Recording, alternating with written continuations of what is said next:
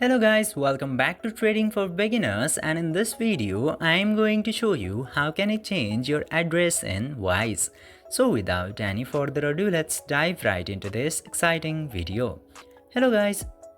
So in order to do that, you just simply have to open your Wise application and unlock the Wise application at very first. And after unlocking the application, just simply tap to your profile picture icon into the top left corner. And after tapping and going into the profile options, you just simply have to select this personal details section under general. Tap into personal details, and after going into this section, if you scroll down a bit, you will get to see address into very bottom. You can change your home address, city and postcode. Just simply erase the current address and enter a new one and click to save button, and this way you can very easily change your address into Wise.